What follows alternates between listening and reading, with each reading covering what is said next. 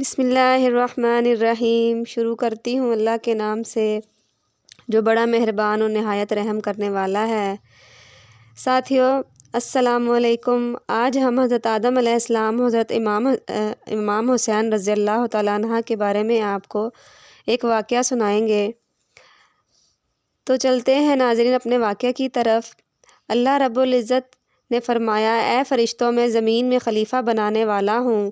فرشتوں نے کہا، اے اللہ، کیا تو اسے خلیفہ بنائے گا جو فساد اور خون ریزی کرے گا؟ ہم تیری تسبیح اور پاکی بیان کرتے ہیں۔ رب العزت نے فرمایا، اے فرشتوں، جو کچھ میں جانتا ہوں وہ تم نہیں جانتے۔ مولا کریم عز و جل نے فرمایا، اے جبرائیل علیہ السلام، فرش زمین پر جاؤ اور ہر قسم کی سرخ، سیاہ، سفید، کھاری، میٹھی، خشک اور نرم مٹی کی ایک ایک مٹھی لاؤ۔ حضرت جبرائیل یہ حکم سن کر فرش زمین پر آئے اور مٹی اٹھانے کا ارادہ کیا۔ زمین بولی، اے جبرائیل، آپ مجھے بتائیں تو صحیح کہ مولا کریم میری مشت خاک سے کیا کام لے گا اور اسے کیا چیز پیدا فرمائے گا؟ اے زمین، تیری خاک سے اللہ تعالیٰ کا ارادہ ہے کہ وہ حضرت انسان کو پیدا فرمائے اور اسے خلافت سے نوازے، پھر اس خلیفہ کے سبب اولاد پیدا ہو کر تمام زمین پر پھیلے اور تمام روئے زمین آباد ہو جائے۔ زمین بولی، اے جبرائیل، خدا کے لیے آپ میرے اوپر رحم فرمائیں۔ اللہ تعالیٰ عز و جل سے عرض کریں کہ مجھ سے حضرت انسان کو نہ بنائیں، اس کی اولاد میرے سینے پر فسادات کرے گی، گناہ کر کے مجھے ناپاک کرے گی، پھر وہ نافرمان اولاد جہنم میں جائے گی۔ میں نہیں چاہتی کہ میرا کچھ حصہ دوزخ میں جائے۔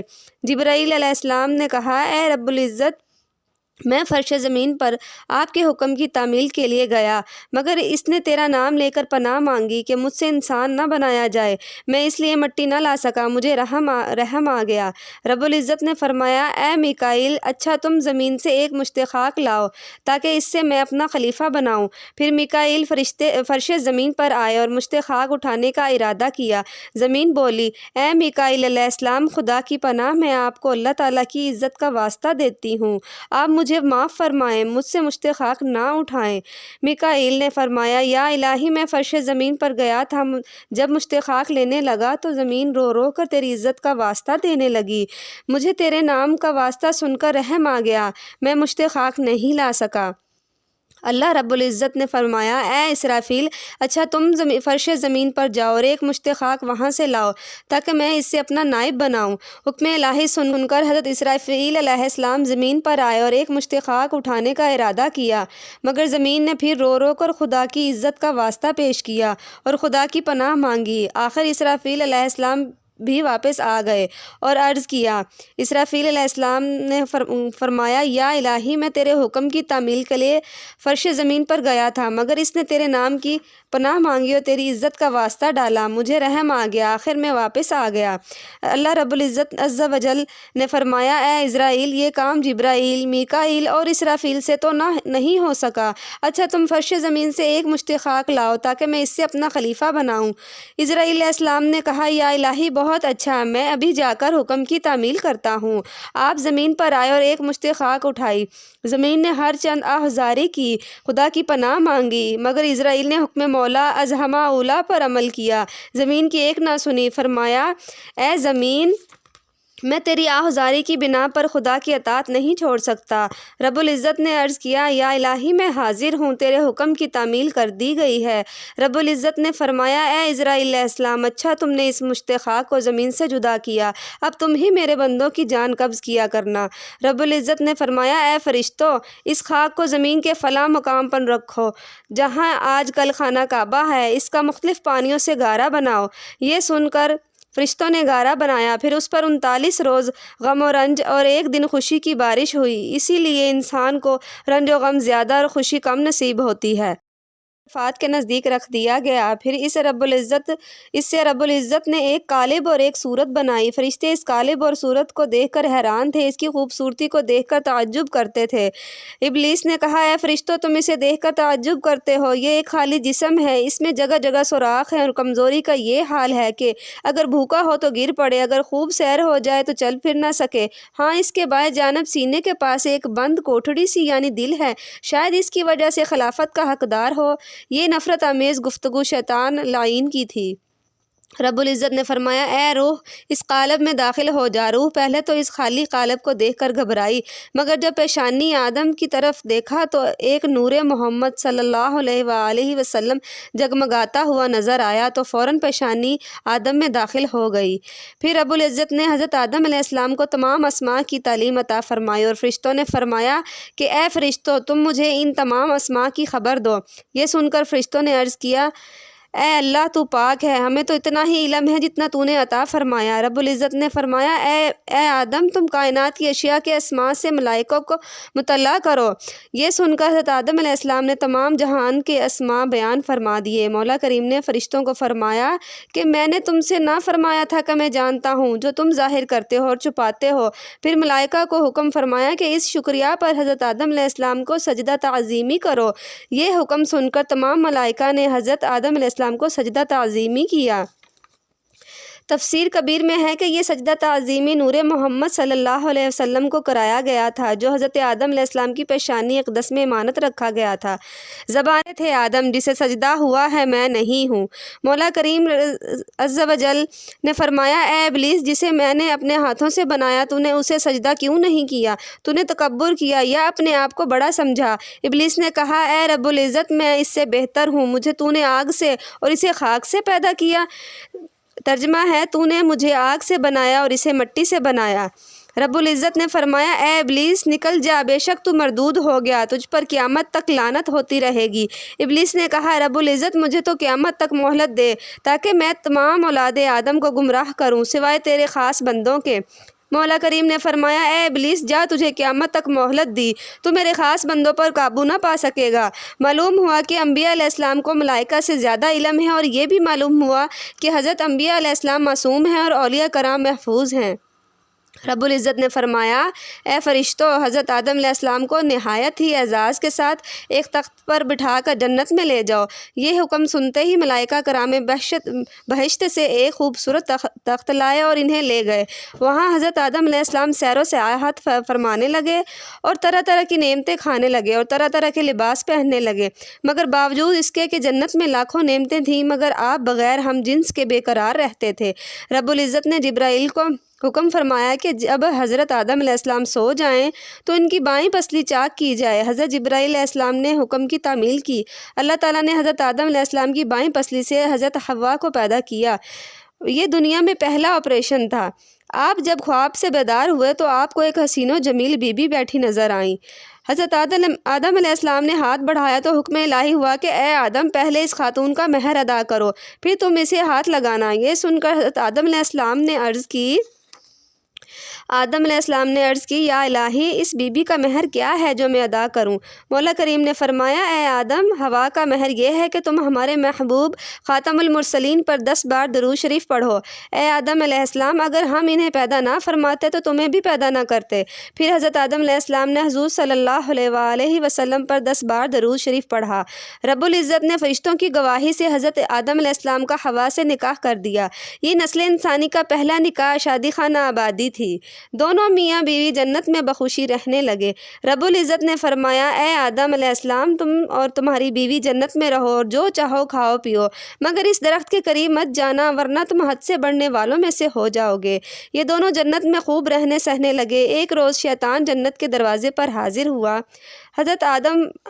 حضرت آدم اور اماں حوا سے ملاقات ہوئی۔ عرض کرنے لگا میں تم سے معافی مانگنے آیا ہوں کیونکہ میں نے آپ کو سجدہ نہیں کیا تھا، آخر تمہاری موت آنے والی ہے۔ یہ سن کر دونوں ڈر گئے اور فرمایا حضرت آدم علیہ السلام نے فرمایا اے شیطان موت کیا ہے اور وہ کس طرح آتی ہے؟ یہ سن کر شیطان لیٹ گیا، جان توڑنی شروع کی اور بتایا کہ موت اس طرح آیا کرتی ہے، آخر یہ جسم بے جان ہو جاتا ہے اور یہ تمام عیش و عشرت آرام ختم ہو جاتے ہیں۔ آدم علیہ السلام نے کہا اے شیطان پھر موت سے بچنے کی کیا تدبیر ہے جس پر عمل کر کے انسان موت سے بچ جائے اور عیش و عشرت باقی رہے؟ شیطان نے کہا موت سے وہی شخص بچ سکتا ہے جس میں ملائکہ جیسی صفات پیدا ہو جائیں۔ آپ خلیفہ ہیں، آپ پر موت ضرور آئے گی۔ اگر آپ نے موت سے بچنا ہے تو آپ اس شجر ممنوعہ کا پھل کھا لیں، آپ میں ملائکہ جیسی صفات پیدا ہو جائیں گی اور آپ دائمی طور پر جنت میں رہیں گے۔ آپ پر موت وارد نہ ہوگی کیونکہ جنت میں موت نہیں آ سکتی۔ حضرت آدم علیہ السلام نے کہا اے ابلیس اس درخت کے قریب جانے سے تو ہمیں منع کیا گیا ہے اور تو کہتا ہے کہ اسے پھل کھا لیا جائے۔ ابلیس نے کہا اے آدم خدا نے تمہیں خلافت کے لیے پیدا کیا ہے، تمہاری خلافت زمین پر ہی تو ہوگی، وہاں ہی تمہاری اولاد ہوگی، وہاں ہی تم پر موت آئے گی۔ اگر تم نے یہ پھل کھا لیا تو فرشتے بن جاؤ گے اور جنت تمہارا دائمی مقام ہوگا۔ جنت سے باہر نکلو گے تو نہ وفات پاؤ گے۔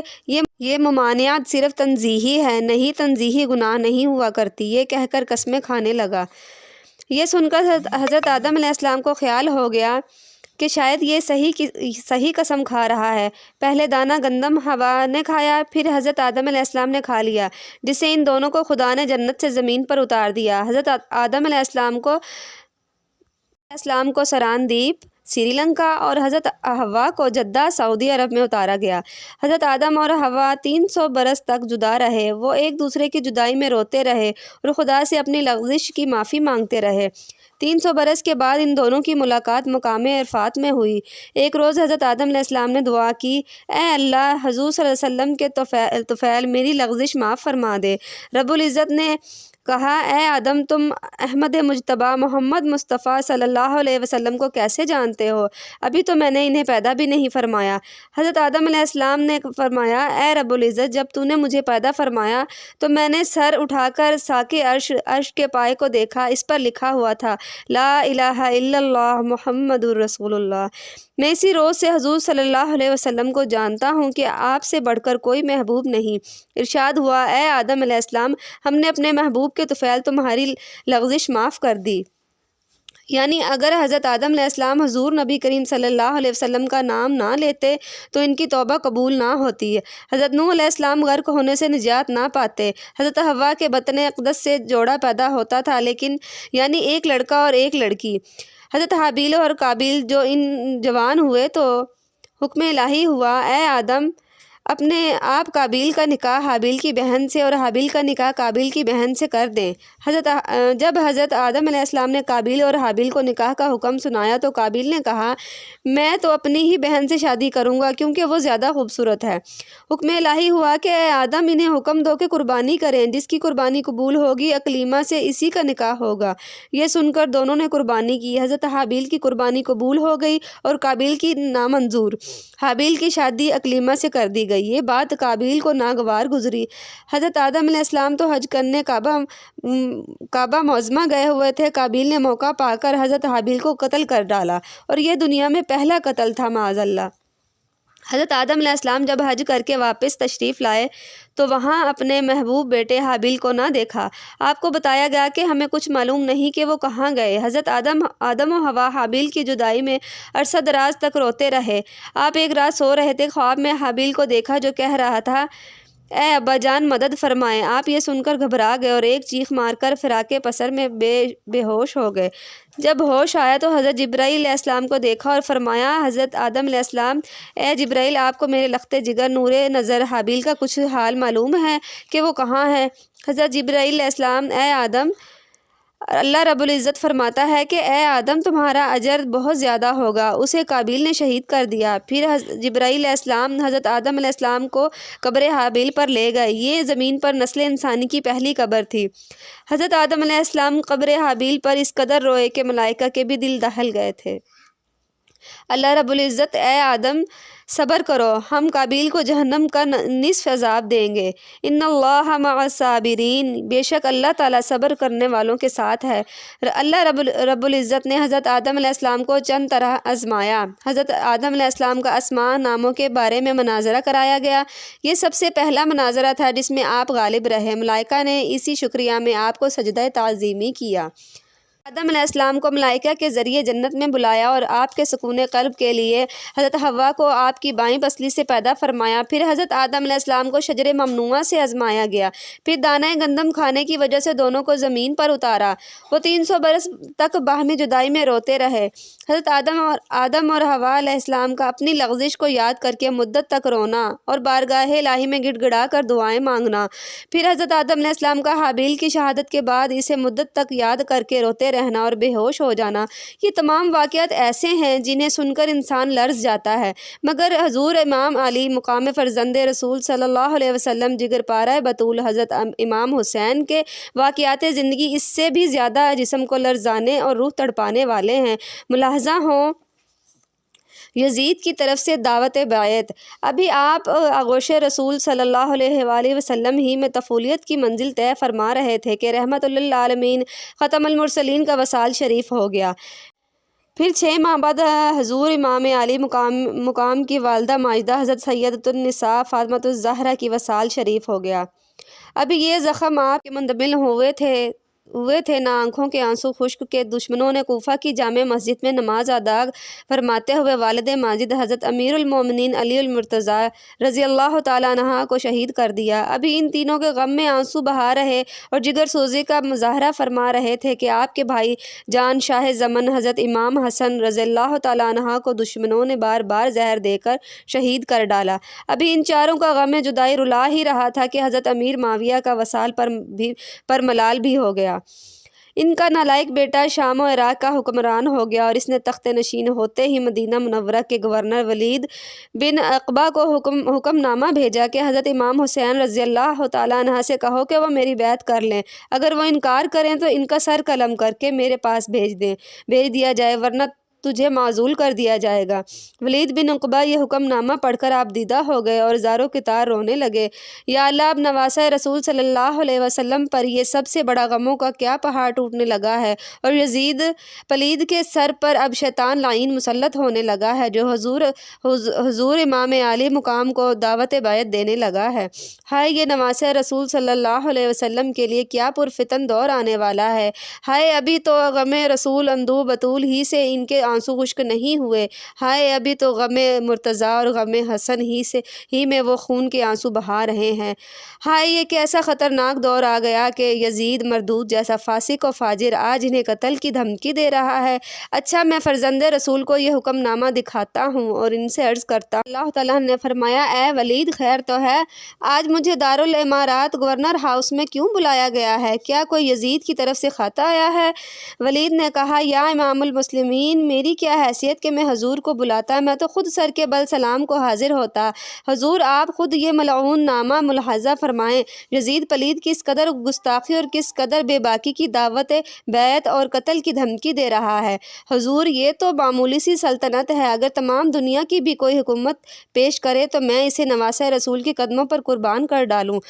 یزید تو مجھے معزولی کی دھمکی دیتا ہے، میں حضور کے لیے ہر ایک مصیبت جھیلنے اور سب کچھ قربان کرنے کے لیے تیار ہوں۔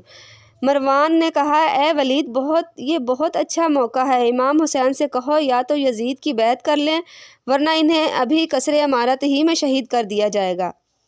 ولید نے کہا، اے مروان مردود، تو مجھے شہزادہ رسول کے قتل کا مشورہ دیتا ہے؟ مجھ سے ایسا ہوگا نہ، میں ایسا کر سکتا ہوں۔ اے مردود، میں تجھے اور تیرے یزید کو کیا جانتا ہوں؟ امام نے کہا، اے مروان سگے دنیا، تجھے اور تیرے یزید کو جانتا ہوں، اٹھ اور حسین سے مقابلہ کر، ابھی تجھے حق و باطل ظاہر ہو جائے گا۔ کیا تو قصر شاہی میں بیٹھ کر حسین پر رعب ڈالنا چاہتا ہے؟ اے ولید، یہ سگے دنیا کا کتا ہماری شان کو کیا جانے، تو محب اہل بیت رسول صلی اللہ علیہ وسلم ہے، میں تجھے بتاتا ہوں کہ ہم کون ہیں۔ اے ولید، کیا تجھے معلوم نہیں کہ ہم چراغان نور نبوت ہیں؟ اے ولید، کیا تجھے معلوم نہیں کہ ہمارا گھر دار رحمت ہے؟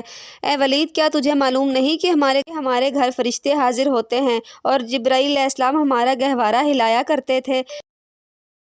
کیا تجھے معلوم نہیں کہ ہمارے گھر پر جبرائیل جنتی کھانے اور لباس لے کر آتا تھا؟ جب ہماری یہ شان ہے تو ہم کس طرح یزید پلید کی بیعت کر کے اپنے نانا جان کی امت کی باغ ڈور اس فاسق و فاجر کے ہاتھ میں دے دیں؟ کیا ہم ایک شرابی، زانی اور بے دین کی بیعت کر سکتے ہیں؟ گورنر مدینہ ولید بن عقبہ حضور کی یہ تقریر سن کر دیر تک زار و کتار روتا رہا۔ حضور امام عرش مقام رضی اللہ تعالیٰ عنہ اپنے گھر پر تشریف لے آئے۔ ولید نے یزید کو صاف لکھ دیا کہ اے یزید، حضور امام علی مقام تیری بیعت کرنا چاہتے ہیں، نہ تیری حکومت پر قبضہ کرنا جس سے تو حواس باختہ ہو گیا ہے۔ وہ شہزادہ کونین ہیں، انہیں تیری حکومت سے کیا رغبت ہو سکتی ہے؟ سیدہ زینب فرماتی ہیں بھائی جان میں آپ کی جدائی میں بہت بے چین اور آبدیدہ تھی۔ خیر تو ہے آج آپ کو خلاف معمول ولید نے دارالامارات میں بلایا تھا، کیا کوئی یزید کا خط آیا ہے؟ امام رضی اللہ تعالیٰ عنہ نے کہا اے بہن حضرت زینب، حضرت امیر معاویہ کا وصال ہو گیا، آپ کی جگہ اب یزید حکمران ہو گیا، اسے خطرہ ہے کہ کہیں مسلمان امام حسین رضی اللہ تعالیٰ عنہ کو اپنا امیر نہ بنا لیں، اس لیے وہ دنیا کا کتا قتل کی دھمکی دیتا ہے۔ ہمیں یزید کی بیعت کی کوئی ضرورت ہے، نہ ہی اس کی سلطنت سے کوئی تعلق۔ ہم تو نانا جان صلی اللہ علیہ وسلم کے در کی فقیری کو دنیا بھر کی شہنشاہی سے بہتر سمجھتے ہیں۔ یا رسول اللہ صلی اللہ علیہ وسلم، بادشاہی سے تو بہتر ہے گدائی تیری۔ بقول شاعر تخت سکندری پر وہ تھوکتے نہیں، بستر لگا ہوا ہے جن کا تیری گلی میں۔ اے بہن اب مدینہ منورہ میں ہمارا رہنا مشکل ہے، مکہ معظمہ جانے کی تیاری کرو، میں نانا حضور اماں جی اور بھائی جان سے رخصت ہو آؤں، جلدی کرو بہر صورت نواسہ رسول جگر پارہ بطول کا دور حیات حضرت آدم علیہ السلام سے بھی زیادہ درد انگیز اور محشر خیز ہے۔ اب بھی خاک حجاز پکار پکار کر یہ کہہ رہی ہے حسین کعبہ اولیاء حسین، جس کو ملے مصطفیٰ اس کو ملا پیارا حسین۔ تو پیارے ساتھیوں، اسی طرح کے اچھے اچھے واقعات سننے کے لیے ہمارے چینل کو لائک کریں، شیئر کریں اور سبسکرائب کریں۔ فی امان اللہ، اللہ حافظ۔